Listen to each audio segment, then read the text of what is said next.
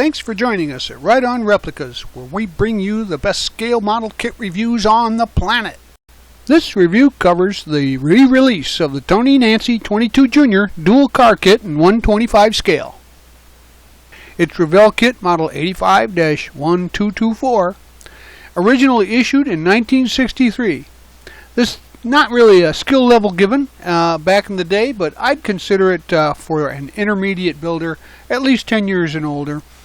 Although the box says it's an easy builder, compared to today's kits, it's going to need some fit and finish work, especially some of the mold marks and flash that needs to be addressed. Now, the 22 Junior Dragster uses the Tommy Ivo chassis and the 426 Plymouth Superstock V8. And the body shell can be left unglued if you like to show off that engine.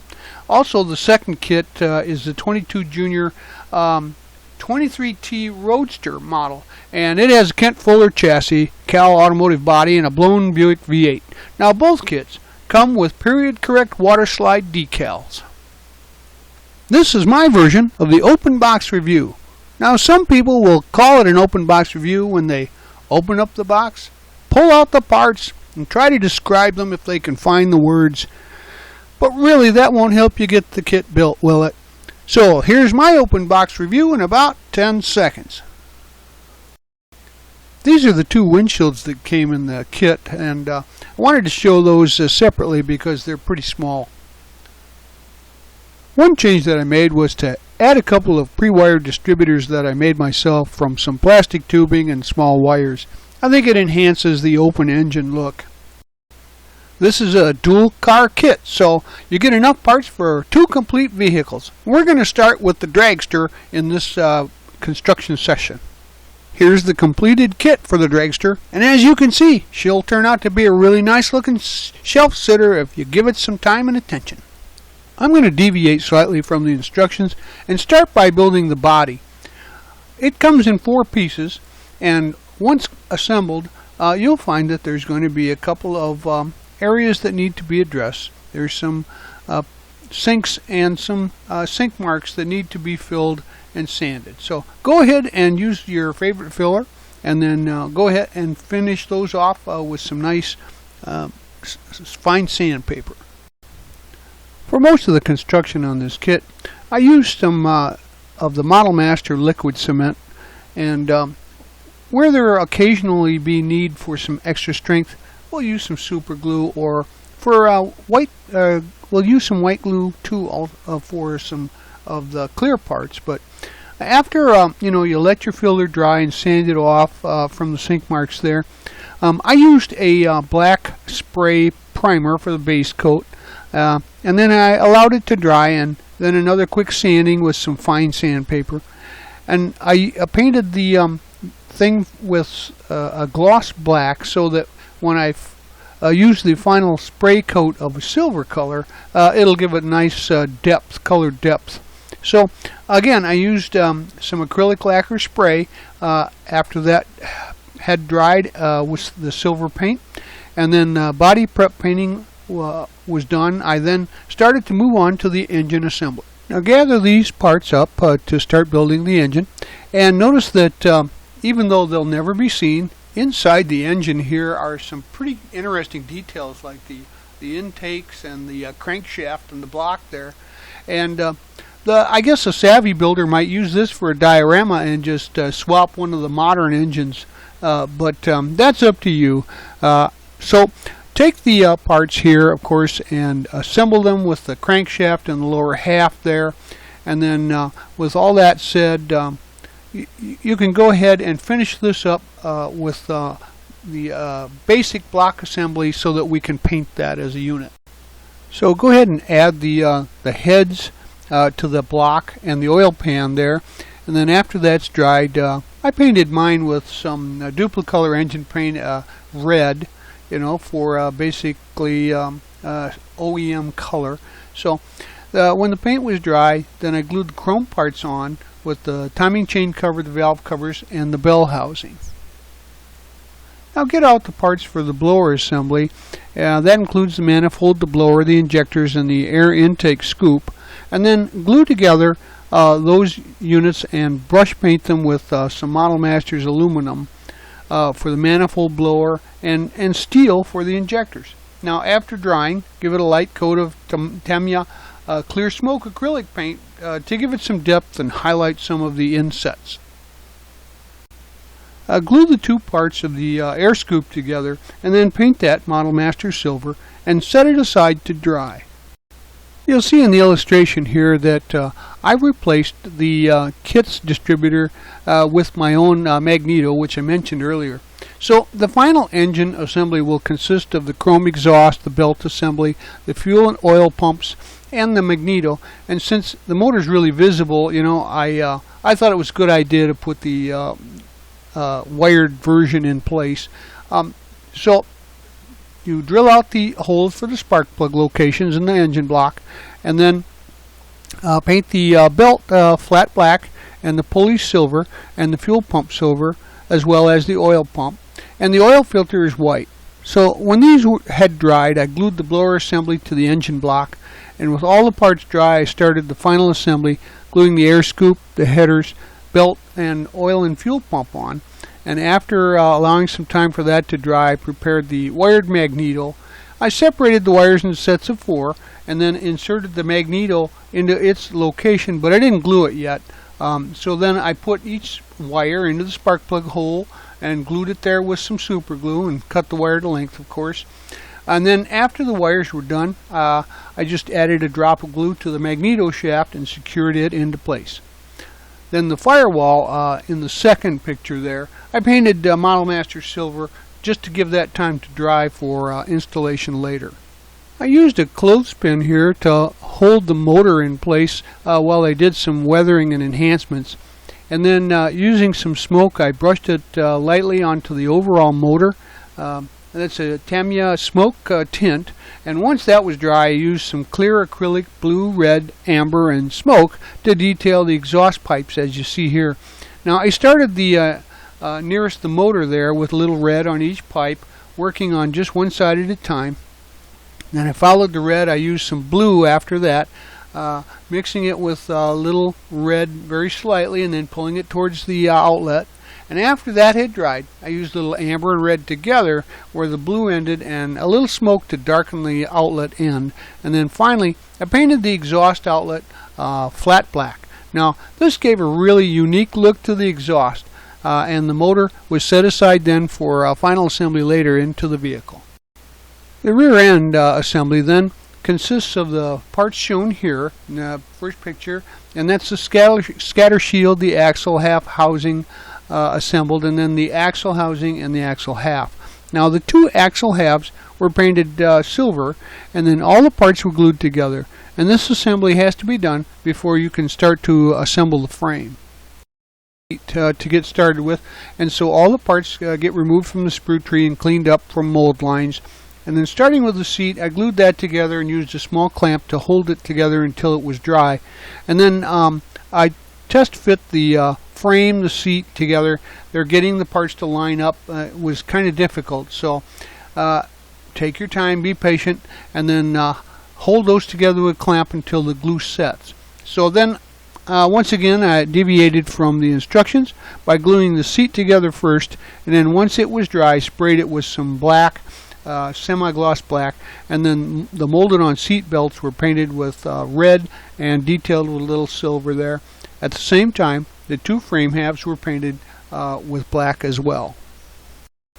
Once the seat had finished and the frame had dried, the next phase of assembly was begun, and since it was hard to do the frame assembly, I started to do the rear half of it just to kind of ease it in to production here. So that area consisted of the frame halves, the seat, and the rear end, and I lined up the rear frame halves and applied glue to both sides and put the seat on the half in the rear and the axle housing there through the location hole on the same side, and then put the halves together and then applying a clamp to hold them into place, so that kept it firmly together. So I did not glue the seat on or the rear end in place at this time. I just put them in place to be glued there later.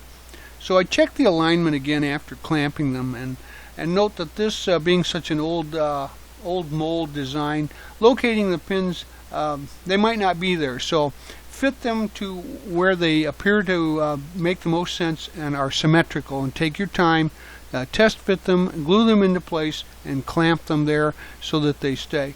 And once the frame itself is dry, you can go back and glue the seat in to the rail using some liquid cement. So I decided to get a good alignment here when gluing the rest of the frame together. I decided to use the lower body half as kind of a jig to keep everything aligned and straight. So here's the frame in the lower body half jig. I applied the glue to the front cross member and put the frame into the body. And note that I also used some tester spray paint cans as weight to keep the frame flat in the body until the glue had dried. So next I glued the fuel cell tank halves together, and once they were dry I sprayed those with some gloss black, and then I glued in the chrome gas cap and continued to finish the frame assembly by gluing the weight in position so that it had to be then sprayed Krylon with gloss black, and the gas tank still using the lower body as an alignment tool. So then use the glue carefully when you use the lower body as a jig so that you don't get glue on the frame. Now we wrap up construction with the frame by adding the fuel regulator, the gas pedal, the back frame, and the chrome push bar. And then starting in the front, glue them into place in the order above there that I mentioned, and then note that the rear end is still loose, and only when the motor is put into place will it be glued in to stay there in order to ensure correct alignment of the drive shaft and the bell housing. So now we'll turn our attention to the wheels and tires, and the front tires are vinyl and the rims are a two-piece, the front and back sides, and they're chrome. So I sanded the chrome off the back of the rims and use care for one half of the rim has a locating pin, and you don't want to sand that off. So glue and align the locating pins and press those together, and once dry, pull the vinyl tire onto that. And the rear slicks have a backing rings painted, so paint that silver, and the front chrome rim that just needs some chrome removed where the ring will adhere when glued. So press them together inside the slick and allow that to dry. And when dry, I used some of that Tamiya smoke again to lightly brush onto the chrome to give it some depth. Glue the frame into the body shell there that you were using for the jig. And once that sets, we're going to work on the front axle and suspension parts. So the assembly there consists of the the parts that you see in the photo, and there's long and short one per side of the radius arms. Okay, so all of these parts are chrome, so take off any contact points where you need to glue those together, and watch carefully when you remove them from the sprue tree so that you don't remove all the chrome. So just make sure that when you're gluing that frame into the lower body section that you make sure everything still fits by test fitting the upper body panels and making sure everything clears when you've got the frame and suspension parts in place. So there's still a couple of pieces that need to be painted before the final body assembly. So the clutch, the steering wheel, and the steering linkages are painted silver, and then the steering column, mounts to the wheel there, and it's painted gloss black. That column is, and then in the second view there, you see the cockpit and the interior all finished and in place. So once that's all set up, it's time to pull out that firewall you painted earlier. It should be dried, and install that. And then mount the motor into place on the frame against the firewall and the contact points. So make sure you get some good glue spots there to use. So now it's time to paint the parachute. As you can see, I used a tan there with some highlighting for the belts. And also the wheel backs and calipers. And we're going to assemble these parts to start buttoning up the body. So you want to make sure that you get those ready for gluing by removing any areas where the paint is to make sure that it has a good bite onto the styrene. So this is a close-up of the rear end of the dragster body the chrome push bar and the parachute pack in place. So now it's time to glue the rest of the upper panels of the body into place, unless of course you want to keep the motor exposed. I wanted mine for a diorama, and with a lot of handling I decided to glue mine in place, and with some test fitting and a little sanding, that makes for actually a pretty good fit. So now it's time to put the windshield into place. Make sure that that's been cleaned up nicely, and I use a little Tester's Clear Part Cement, but you can also use some white glue for that. It dries clear, and it takes a long time to dry, but just leave it in place and it makes for a better looking windshield without glue and fingerprints. Time to use some warm water to get those decals put into place. You can use some decal setting solutions. They actually help it stick and adhere to the body a little better, but there's not much in the way of contours for these, so they should go on fairly easily. Just make sure you have some warm water on the body to move them into place and position them before you use a soft cloth or tissue to squeeze out any air bubbles and keep them set in place. Now we're going to move on to what's called the Roadster, and I don't think this is a street legal Roadster, so to me it looks more like a modified dragster, but nonetheless it's one of Tony Nancy's cars, and he's kind of strange. He named all of his 27 builds that we know of 22 Juniors, so we're going to build this kit, and as you can see, it builds up into a pretty nice display. You can see most of the Roadster parts here. They're also molded in silver, and these parts will need to be removed carefully, and then the sprue marks and joins there will have to be finished off and sanded prior to fitting. After you've got the parts cleaned up, it's time to prime these body parts here, as you see, and then I used just a white sandable primer, then gave it a sanding with some 800 grit paper, and following that rinsed it off, let it air dry, and used some Duplicolor acrylic enamel red to keep that nice bright red look for the base coat. Then we're going to allow that to dry thoroughly. So grab those engine parts out of the kit.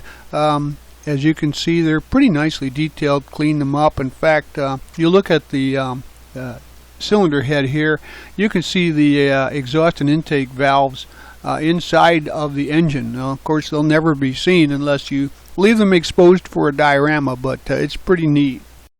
So assemble the motor with the block halves and transmission there, as well as the heads, and then go ahead and drill out the holes for in the back of the manifold for the distributor, or I should say the magneto in this case, and also the spark plug holes there, so that there's a place for those to be installed. Now, I painted the motor block engine red, and then the blower assembly and the main case are painted silver. The injectors I painted a steel color. So the chrome front, rear casing, and intake air scoop are all from the kit. I just needed to paint the opening on the intake there black, and then those can be added as well. So we're going to replace the original kit distributor there with the wired magneto, and once again I just made this from some plastic tubing stock and some fine wires. So here you see all the accessory pieces added there to the engine. The blower, the belts, the chrome head covers, and valve covers, and the exhaust. And once again, used a little bit of the clear red towards the engine block on those header tubes, and then blended some blue out of there towards the exhaust open end, and finally put a little black paint on the ends of the exhaust. You could add even more detail to a motor, of course, but I think this makes it look pretty nice for a quick build, and the wiring really makes an engine look like a real engine. And finally, I used a little bit of that clear Tamiya smoke to add a little emphasis and detail, pick out some of the highlights on the chrome parts. So here are the the sprue and parts for most of the frame halves and the seat halves there, and the cross member with the weight. And if you'll notice, there's really not a lower body for a frame jig on the dragster, so it's going to be a little more difficult to get it straight and level. So I painted the frame halves and the seat halves gloss black. So getting back to following the instructions, I glued the seat halves together to the corresponding frame halves. Then I clamped those together with some clothespins and set those aside to dry thoroughly. So next we'll assemble the rear end, which consists of these 5 pieces here, and paint the axle tubes black and the main housing and the cover plate silver, and then glue the parts together and set those aside to dry. So the fuel cell comes in 2 halves and it's chrome plated, and I simply glued these 2 halves together, but if you really want a good look for this, you would actually have to glue the thing together and then smooth and fix the seams, and then either have it replated or paint it in a different color. But for my purposes and just to show you how it's built, we're just going to put this one together, and that'll be that. So getting the frame together is a little bit tricky. So what I did here was I glued the arms in the front there together with some super glue, keeping it straight and level. And then once that was set, I glued the weight in place, and that's that black part in front with the silver dot there. And again, I used super glue for that to make sure it set and stayed true. So after these were joined, I put the fuel tank in, and then I glued the cross member in behind that there, and then I used a little tester's glue, the orange stuff, and glued the fuel tank and the fuel regulator into place. So now we move to the rear half of the frame, and you're going to need a good flat surface. So what I did was to put the rear end in place, not gluing it, so I wanted to make sure that the drive shaft and transmission line up later. So I started by gluing and aligning the set halves, and then when those were in position, I put a drop of super glue on the frame joints, trying to keep everything straight and level on the flat surface. And then I added the brake unit and the brake handle into place, and the gas pedal. So after that, the finished frame, you can just set it aside, and I used a couple of paint bottles as weights to keep it flat and give it a little drying time. So now it's time to add the frame extensions at the rear end and get those into place and let them dry. So here that is with a little better look at the rear frame in place. So stage the front suspension pieces now for assembly. Make sure that you scrape the chrome plating off of any place where there'll be some glue contact points. And we're going to use once again super glue for strength here.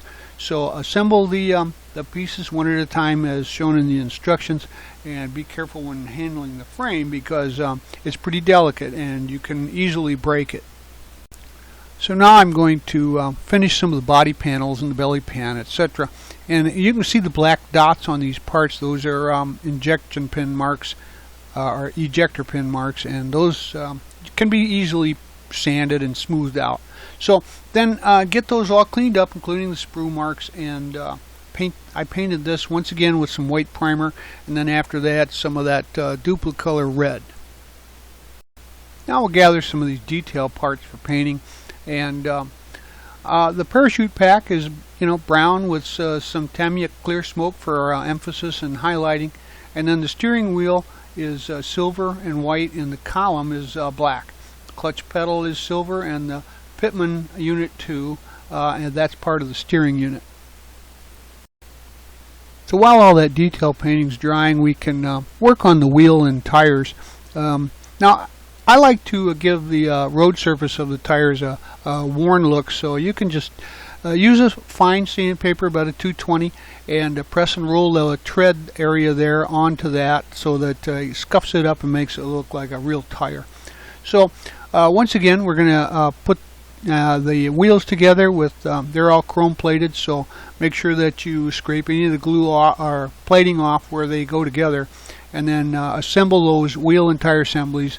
They're pretty simple, fronts and backs, of course the rear with the deep dish and the backing ring there.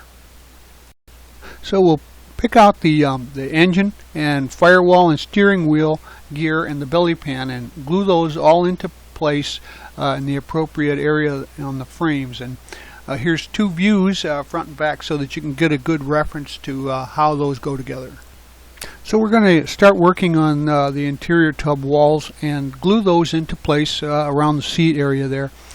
And then if you look closely above the steering wheel, you'll see some gauges there.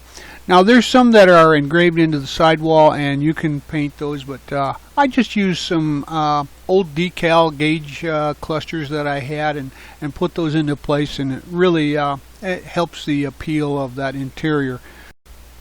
Well, the tires and wheels go on relatively easily. The brake discs go there in the back, and you have to push the metal rod through there for the axle, and then squeeze the two wheels onto the axles together.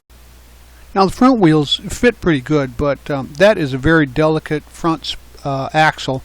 So put your fingers on the back side where the brakes are, the backing plates, and then push them on very carefully, making sure that you don't break that structure. So that's finishing up the construction of the kit. It's time to put your decals on. Use plenty of warm water, and I suggest some of the decal setting solutions. They help the decals conform to the contours on this body and stick well. And so this is it. You're finally finished, and that's two complete car kits in one box, and I think you'll enjoy this one just as I did. So there you have it. We hope you've enjoyed this step-by-step premium model kit review. And so that you don't miss any more, please subscribe to our YouTube channel. But you can also find us on Facebook and our website at www.rightonreplicas.com. Thanks.